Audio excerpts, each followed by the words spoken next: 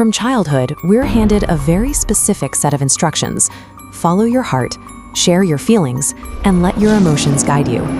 But society pushes this narrative for a very practical reason. Emotional people are highly predictable. If you are driven by fear or blind love, you are incredibly easy to control. Biology wired us so that the reactive, animal part of our brain naturally sits in the driver's seat. When someone insults you or things go wrong, that animal brain immediately barks, cries, or strikes back based on pure impulse. It leaves your logical, strategic mind stranded in the passenger seat. Think about the check engine light on your car's dashboard.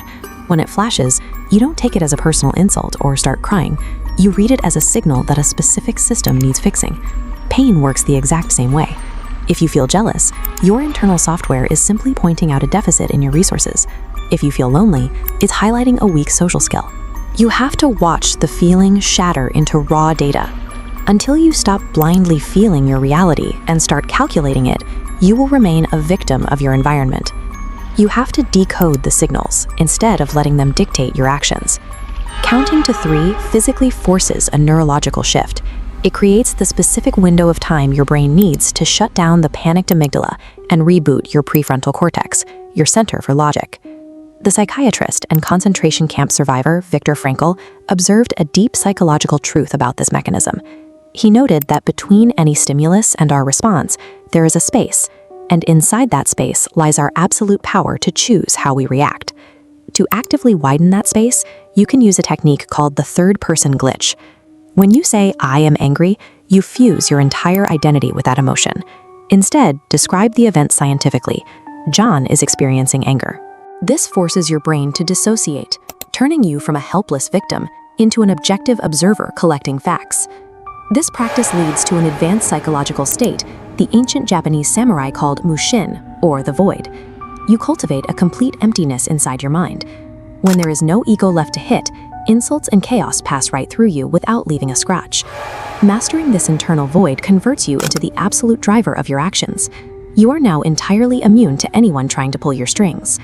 Once you've secured your own mind, you start to see how others operate. Manipulators and emotional vampires survive strictly by feeding on your anger, your tears, and your impulsive reactions. The ultimate defense against them is the gray rock method, starving them of the supply they crave by becoming as uninteresting and unresponsive as a stone. You execute this through weaponized silence. When someone provokes you, you strip every expression off your face. You hold unbroken eye contact and offer absolutely zero vocal or physical response to their aggression. This silence is psychologically devastating to an attacker. Humans are hardwired to fill awkward pauses. By giving them a void, their brain panics and frantically fills that empty space with anxiety, self-doubt, and guilt. They end up arguing against themselves. True power is rarely loud. By strategically withholding your emotional data, you disarm opponents and force them to expose all of theirs. Now, when it comes to steering others, there is a dark psychological rule you need to understand. People don't actually want true freedom. They just want the illusion that they are making their own choices, because that protects their ego. This is where you act as the architect of choice. Instead of telling someone what to do, which naturally invites resistance, you frame 2 distinct options. Both paths lead directly to the exact outcome you wanted in the first place. You can elevate this by feeding them controlled emotional stimuli. A subtle guilt trip or a well-placed reverse psychology trap, like suggesting a task might be too difficult for them, bypasses their logical defenses entirely. Their ego takes over, and they rush to do exactly what you intended. Controlling the reactions of others is merely the first step.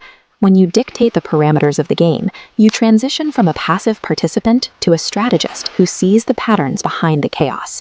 Successfully navigating human manipulation requires a clarity most people lack.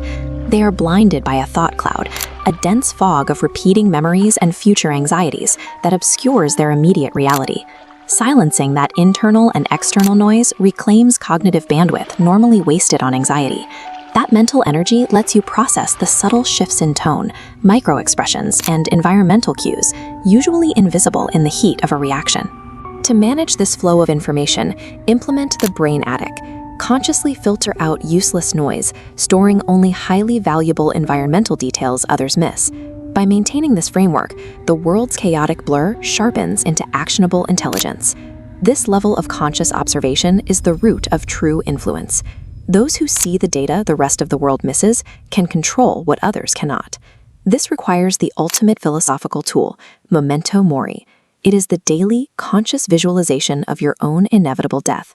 When you force yourself to zoom out to a cosmic scale, you realize that your daily anxieties, your fear of judgment, and the sting of failure hold zero mathematical significance. In 100 years, none of those minor embarrassments will matter. This leads to a policy of zero expectations. You put in the work, but you sever your emotional attachment to the result. If your internal state isn't tethered to external outcomes, the world simply lacks the leverage to hurt you. Mastering impulses and weaponizing silence creates a new baseline of existence. You move through the world's data with total precision, designing the reality you inhabit.